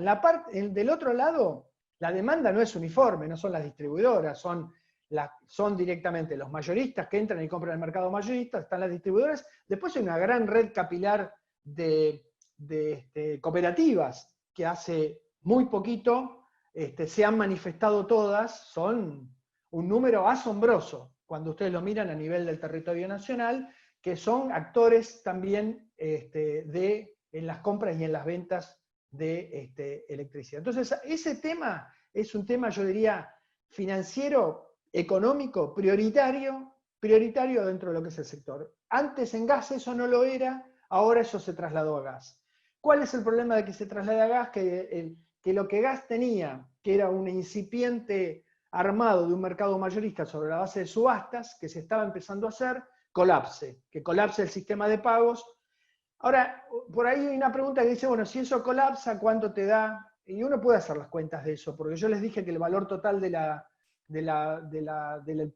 pago de lo que es energía, pero que estamos hablando de energía, en la parte eléctrica son 8.000 millones de dólares, en gas serán 5.000 millones de dólares. Esas no son cifras, si ustedes quieren, descomunales, pero sí son descomunales para la capacidad de financiamiento que tiene el gobierno argentino en este momento. Eso es la pregunta sobre lo de Camesa. Y esencialmente ahí. Ahí hay todo un problema institucional, o sea, este gobierno no ha hecho las cosas bien en términos de lo que la premura de la situación exigía entre diciembre y marzo. No lo hizo no porque haya sido un error político, ha sido un mosaico de negociaciones políticas que han llevado a que las cosas se pusieran mal. En un momento determinado uno se preguntaba que la separación esa entre si volvieron peores o volvieron mejores no valía, era directamente no volvieron, porque no aparecía una respuesta como que de lo que uno necesitaba en ese momento. Vamos a la pregunta de largo plazo. El mundo y la Argentina como parte del mundo está atravesando lo que se llama, tiene el rótulo general, y hay libros escritos, uno muy reciente de Jacques Perceval y Hansen, traducido por Rabinovich, que lo está editando ahora la Fundación Torcuato Di Tella, que son las transiciones energéticas, transiciones eléctricas. Hace 20 años, en energía, el tema en boga era una cosa que se llamaba peak oil, el pico de oil. Decía que la producción de petróleo se agotaba, y una vez que se agotaba entraba a caer, y entonces uno entraba en un mundo que el petróleo se hacía escaso porque entrábamos en peak. Ese es el peak de oferta. De peak oil pasó a peak demand. Peak demand. ¿Y qué es peak demand? Peak demand es que la demanda hace un pico. La demanda de combustibles líquidos hace un pico. ¿En qué horizonte hace un pico? Y hace un pico en un horizonte, imagínense, hace un ciclo completo en un horizonte de 20, 30 o 40 años, dependiendo de cómo uno lo modele. Algunas simulaciones ahora dicen que la pregunta es, esa transición, ¿y por qué es esa transición? Porque el mundo desde las cavernas hasta ahora ha venido haciendo una transición de energéticos siempre hay, puede ser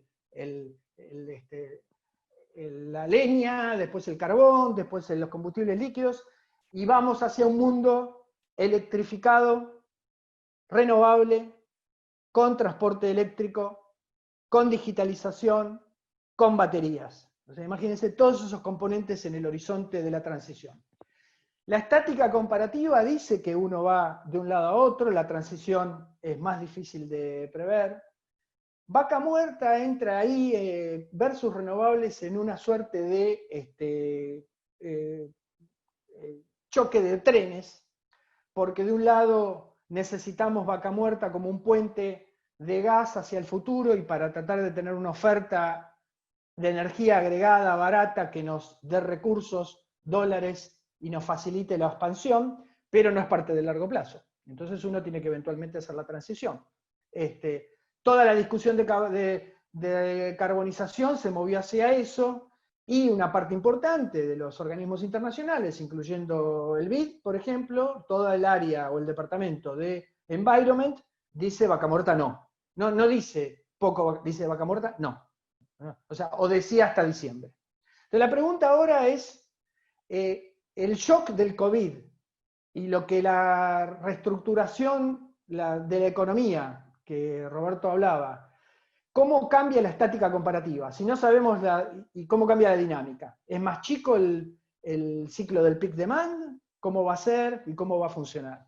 Nosotros vamos en una carrera contra el tiempo, contra eso, y esencialmente tenemos que tratar de ver cómo congeniamos esencialmente las dos cosas. Porque hay que acomodar. Acá, energía es un conjunto de vintages, como decimos ahí está Saúl, que sabe de teoría del capital y del crecimiento, son vintages de capital, son capas de capitales de distintas eras geológicas que vienen y se agregaron a la economía. Y en energía, natura non facit saltum, es decir, no tenemos un salto de un día para el otro en lo que el equilibrio va a dar, porque el capital se va esencialmente agregando.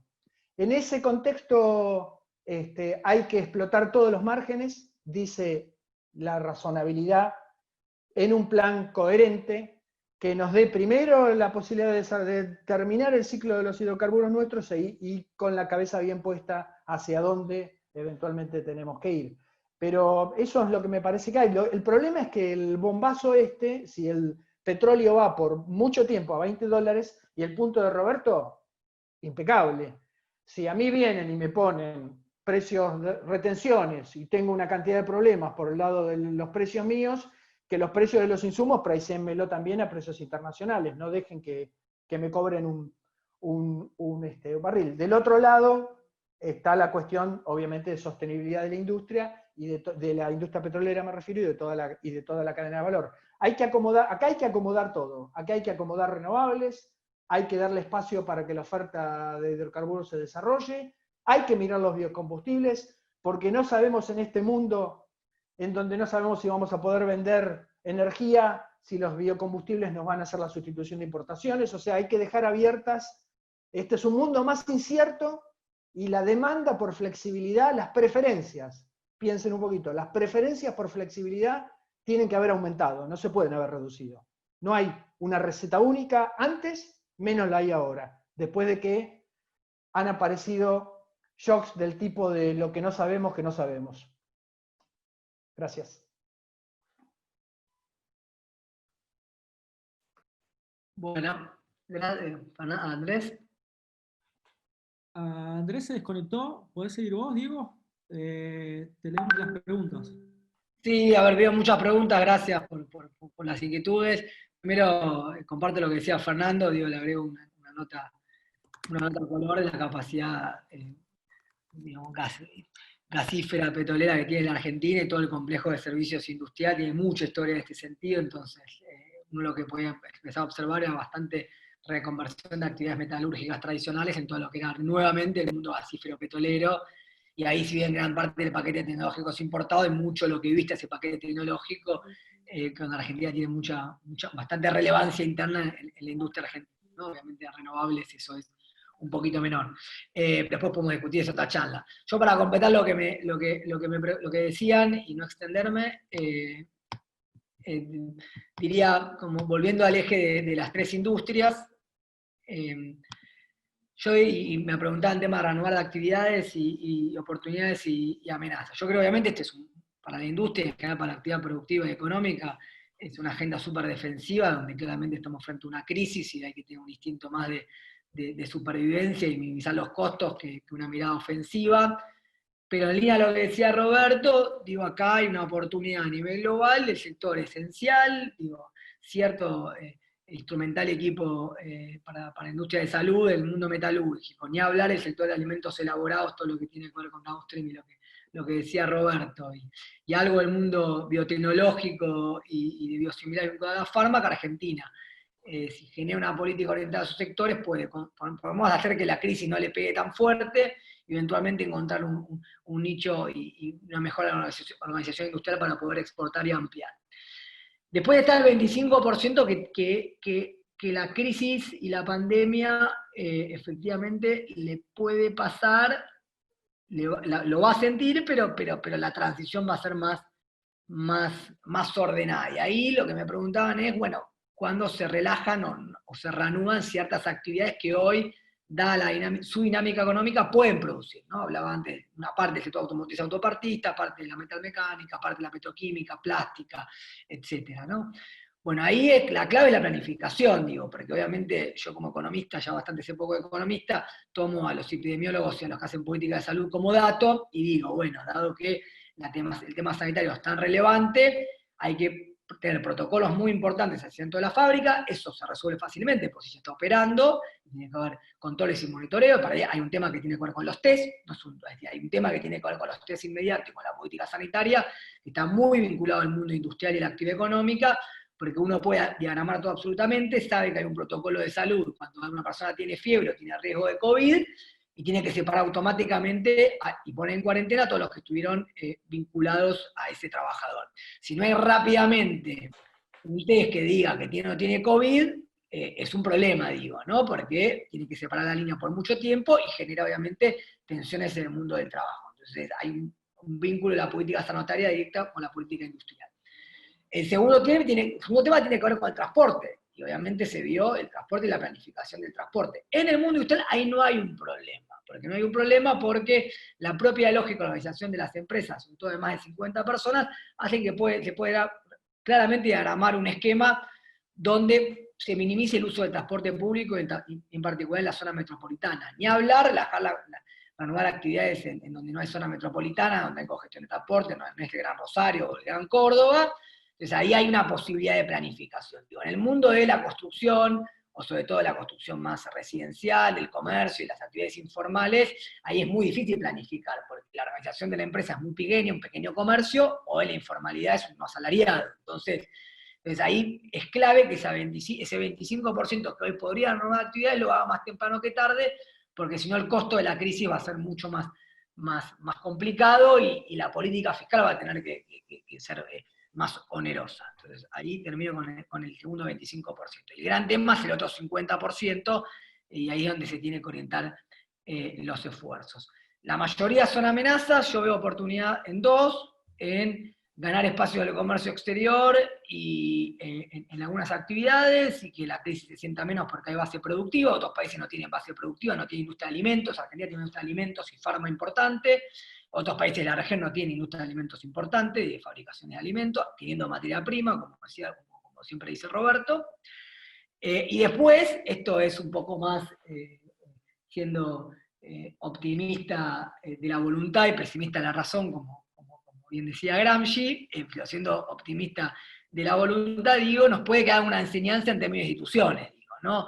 Digo, al final del túnel por ahí aprendemos y podemos crear un esquema de garantías y de financiamiento del desarrollo a partir de garantías y una banca de desarrollo para después pensar en sectores estratégicos, por un lado, algún tipo de, como decía, políticas para el sector de alimentos elaborados, algún aprendizaje de esta crisis que nos permita tener más foco. Y el último tema optimista, de huevo, y ahí está el mundo de las TICs, no está Andrés, pues lo puede comentar, es que hasta hace 3 meses el mundo de la industria 4.0 y la conexión de la industria con los servicios, que ya tiene muchos años, pero ya estaba prácticamente en la agenda de por lo menos la mitad del sector industrial, es decir, 15% de las industrias dialogan con el mundo 4.0, 35%.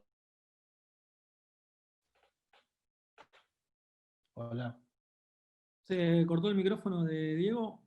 ¿Diego? Sí, parece que sí.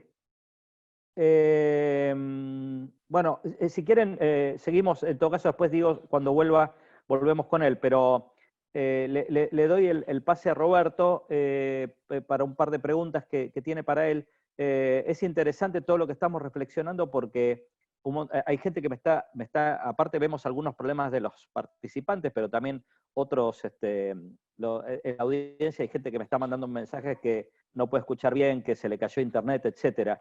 Queremos pasar al mundo virtual con una infraestructura tecnológica que realmente deja mucho que desear, ¿no? Entonces, estamos queriendo hacer un shock tecnológico, tenemos un shock de demanda y la oferta está muy por detrás de las necesidades. Esto vale para todo, ¿no? Educación virtual, seminario, cualquier cosa que queramos hacer, realmente creo que tenemos una agenda tremenda para mejorar y también incluso con el tema de seguridad de datos, evidentemente hay cosas que acá nos están pasando en esta charla, seguramente organizaciones más profesionales la tienen más clara el asunto, pero en todo caso es bastante urgente, creo yo, dado el mundo que se viene, que el gobierno y la sociedad se pongan número uno en la agenda el tema de mejorar la infraestructura digital y los temas de seguridad, privacidad, etcétera, etcétera, porque es inevitable que este tipo digamos, que la virtualización de muchas actividades, la necesidad del teletrabajo, etcétera, vaya en aumento. En fin. Andrés, Roberto. cualquier cosa ya volví. Ah, ok. ¿Te quedó algo por decir? No sé hasta dónde llegó porque se cortó y me quedo hablando solo, pero es bueno, es como casi... nada, no, simplemente no sé, yo quería decir que una de las oportunidades, entre comillas, si se cortó el medio, vos hablás de la infraestructura digital, es si se puede acelerar un poco el mundo de la industria 4.0. Digo, en el mundo industrial ya cada vez empieza a usar más el e-commerce y las plataformas de comercio digital. Todavía en el mundo es poco, en Argentina más o menos el 7% del comercio se hace, o 5%, en materia de comercio digital, o usar el comercio digital como plataforma exportadora. Creo que ahí obviamente esta crisis va a obligar a acelerar todos estos procesos de digitalización e innovación. Yo justo se cortó, no sé hasta cuándo llegó, pero decía que en Argentina hay un 10-15% de sus industrias que dialogan de alguna forma con el mundo de las nuevas tecnologías, la manufactura aditiva, con el cloud computing, con todo lo que ustedes saben de la inteligencia artificial.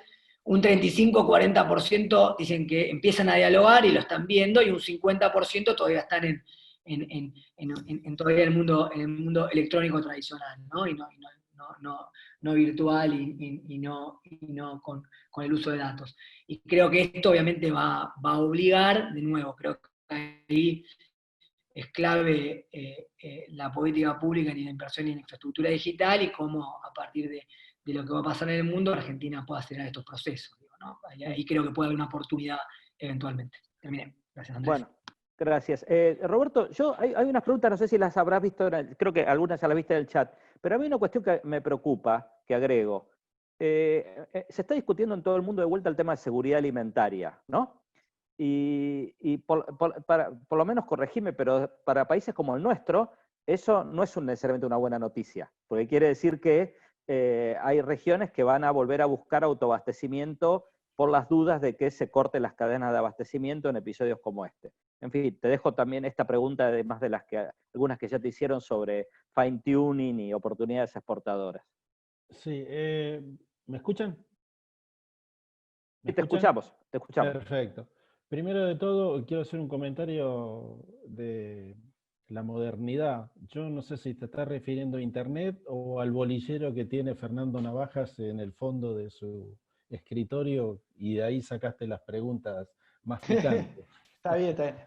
Es una reliquia histórica de la última materia que rendí en La Plata en el 78.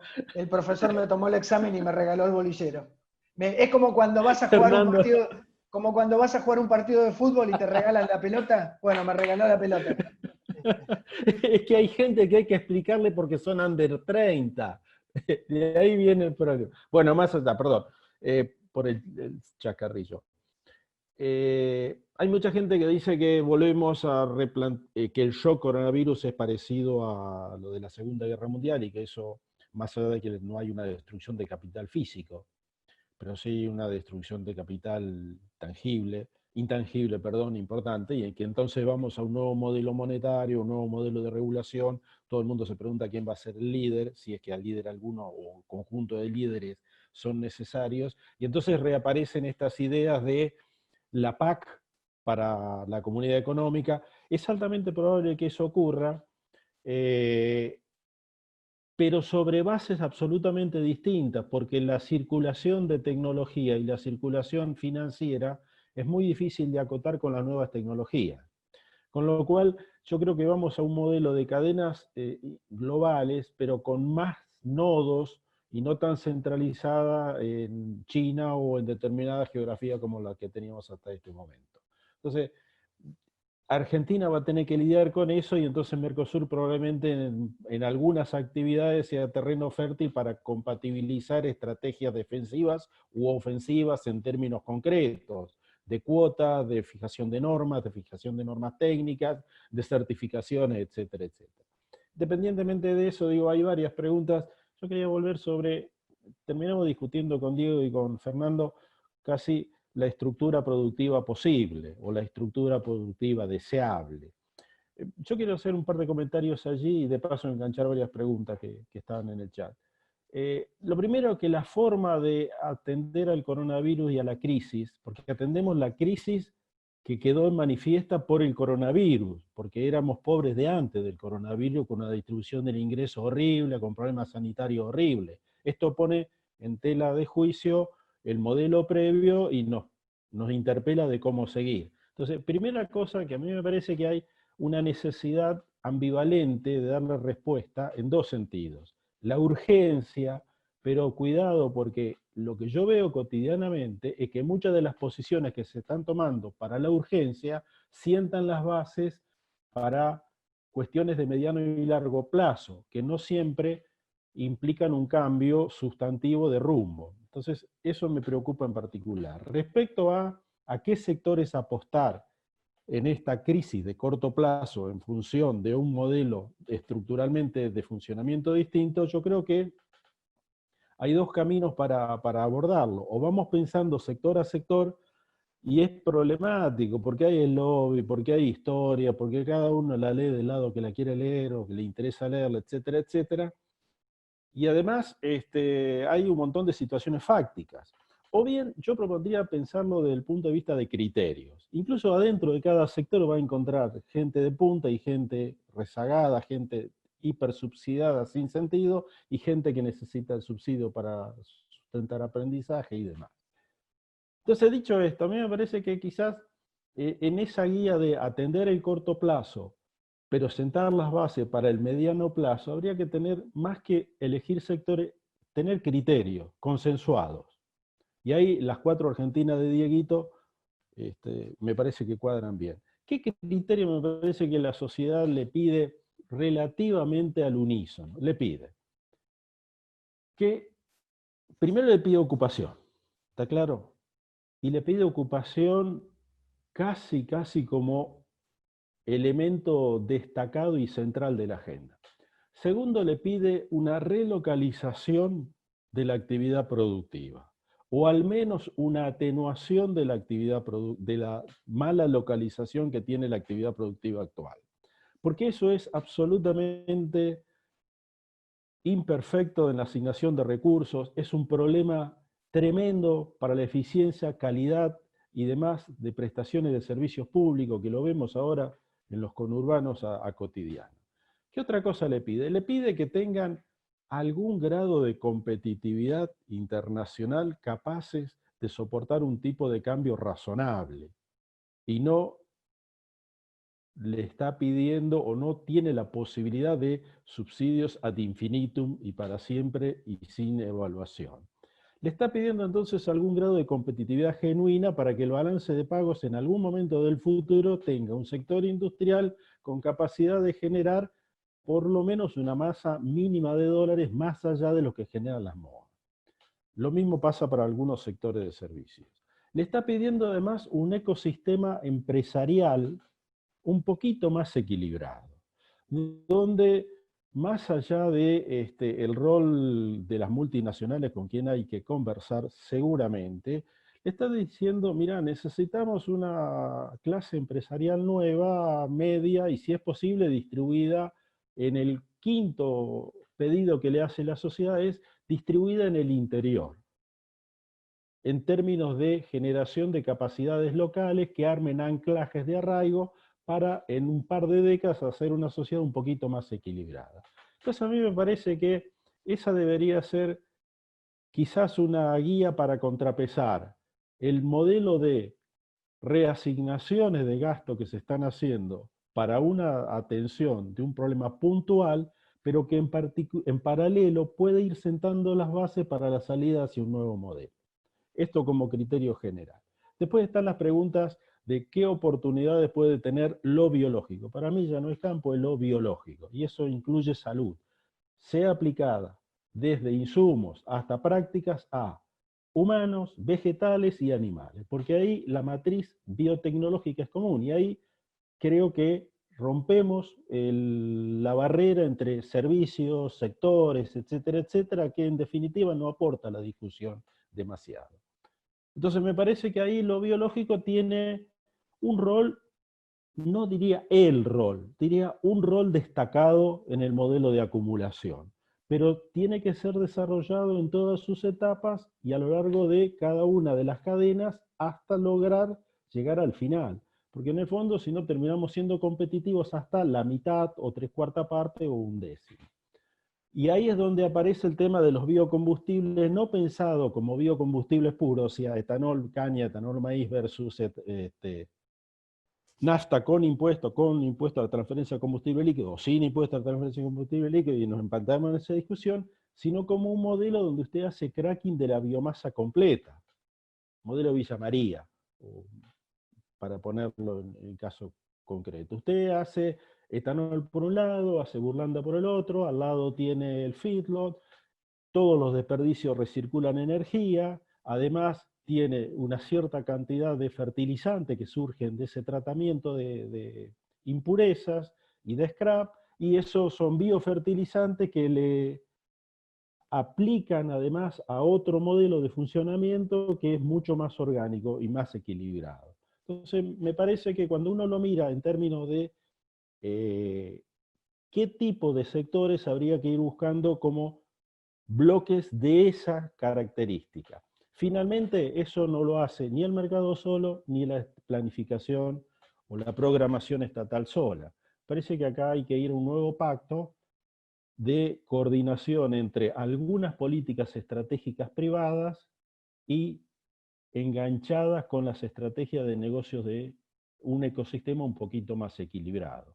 Ya sé, esto es Argentina año verde, pero soñar no cuesta nada, y en el medio de las crisis es donde se sueñan las grandes transformaciones para las próximas décadas. A mí me parece que esto es, con todos los problemas que tiene, una oportunidad para cambiar.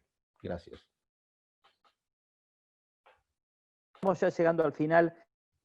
Se les doy un minuto a cada uno para un último comentario, así terminamos en tiempo. Y si arrancamos con Diego, seguimos con Roberto y después terminamos con Fernando y nos despedimos. Un minuto, si les parece, para algún comentario que les haya quedado picando. Gracias. ¿Estás ahí, Diego? ¿O te volviste a ir? Me tienen que dar, ahí estoy. Ahí estoy. No, agradecerles, creo que hay una agenda, primero que todo que hay una agenda que es difícil de descifrar pensando en el futuro, digo, no, tiene que ver en cómo queda el mundo en términos económicos y geopolíticos y demás. Creo que en ese sentido tenemos una base productiva, para ser un poco positivo, una base productiva y tecnológica combinada con recursos naturales estratégicos que nos pueden poner en un lugar interesante a la luz de los cambios que pueden pasar. Obviamente la clave es minimizar los costos y que sea la transición lo menos difícil y dolorosa posible, pero creo que bueno, el mundo que se viene va a requerir una mirada estratégica que a Argentina le cuesta encontrar, y ahí entra qué tipo de actividades, cuál es su estructura productiva. Yo suscribo a lo que decía Roberto, y ver claramente cómo nos insertamos. Digo, creo que a mí me gusta mucho el término que usa Juan Gabriel Tocatlián de insolvencia estratégica, y pongo las elites, y la universidad tiene un rol fundamental para poder fijar agenda y hasta este tipo de seminarios.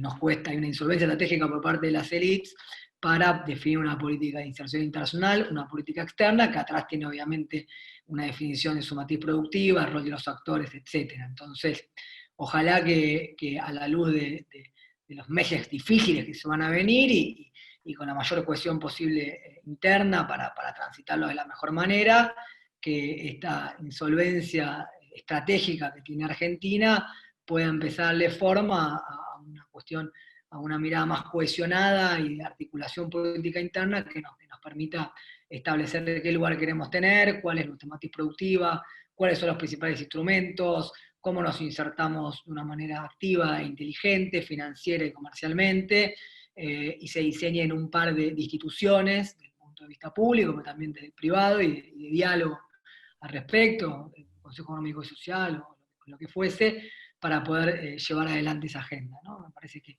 por ahí viene, creo que tenemos oportunidades si transitamos bien y es importante poder aprovecharlas y seguir esta trampa de recesión, de estancamiento, de crisis que ya llevan muchos años. Diego. Fernando, te paso la palabra. Sí, para agradecer y también despedirme. Yo terminé ahí un poquito hablando también del largo plazo. En el medio llegó una pregunta sobre el litio, de cómo lo metía, porque creo que, como había dicho, de que había que tener diversificada la canasta, apareció el tema del litio. Eso nos llevaría a otra discusión.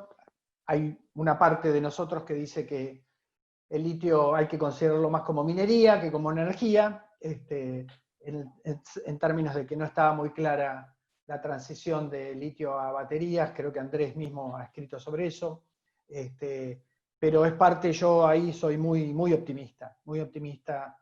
Soy optimista en general, en lo que al largo plazo se refiere, porque la base nuestra de recursos es muy buena, en términos de las cosas que el mundo probablemente va a necesitar y replantear. Estamos débiles en muchas cosas, eso es cierto, no es necesario decirlo, y todo esto viene montado sobre una situación que yo le he llamado la estanflación del Bicentenario, porque arrancó después del 2010, independientemente de quién estuviera en el gobierno. No, eso a mí no me interesa, pero hay elementos estructurales que han hecho que hace una década que estamos planchados, que no encontramos una forma de ir en búsqueda de la trinidad esta de tecnología, exportables, empleabilidad, que un poquito Roberto estuvo hablando antes, y que nos pongan en un sendero de vuelta. Esto, bueno, sí, va a ser una gran oportunidad para que repensemos un poco la estática comparativa y a dónde queremos llegar. Me parece que vamos a tener todavía que bailar un poco en lo que queda de este año sobre todo, y porque la macro está complicada, hay que tratar de ordenarla y orientarla, y la situación de la pandemia es lo que manda hoy en día. O sea, seguimos a lo que básicamente los Fauci de este mundo en este momento, por más que a muchos de mis amigos economistas les causa una envidia y una pelea terrible de que, qué sé yo, los epidemiólogos, etcétera, estamos, en mi opinión, estamos en buenas manos, y tenemos que entender este proceso y tratar de resolverlo. Ahí es donde el elemento de la acción colectiva surge, que es un poquito lo que Diego también estaba mencionando, el collective action. Este país le ha ido muy mal cuando collective action no funcionó y se vino para abajo. Las crisis están todas vinculadas con fenómenos de ese tipo, y ojalá esta coyuntura y esta situación nos eleve un poquito en términos de la acción colectiva, y logremos encontrar una fórmula. Eso es todo. Gracias. Muchas gracias. Gracias. Cerramos con Roberto y nos despedimos. Dos comentarios chiquititos. Crisis en griego quiere decir cambio, entre otras acepciones. Me parece que, dado que los costos que se van a pagar por este cambio van a ser sin duda altos y posiblemente desparejos, me parece que debería llamarnos a la reflexión para la acción colectiva, que tanto Diego como Fernando llamaban a la reflexión. Y por último, agradecer a todos. Me parece que la palabra universia y universidad justo aplica bien, porque es un espacio para repensar estos temas. Creo que yo me llevo muchas más preguntas que con las que empecé, y ese es el ámbito natural y el objetivo de la universidad pública. Así que agradecimiento a Andrés y a quienes organizaron la charla, y a todos los que participaron a través de los chats y demás. Excepto los que colaron indebidamente algo en la web que no corresponde. en esta etapa de construcción social. Sí, evidentemente acá se muestran la diversidad de conductas humanas. En fin, les agradezco a todos los participantes, a Roberto, a Diego, a Fernando, a todos los que nos ayudaron desde el IEP con la logística de esto, y a todos los que estuvieron como oyentes, hicieron preguntas. Lamentablemente no se pudieron responder todas, pero bueno, había muchas preguntas. Buenas noches y cuídense. Chau, chau. Chao, saludos.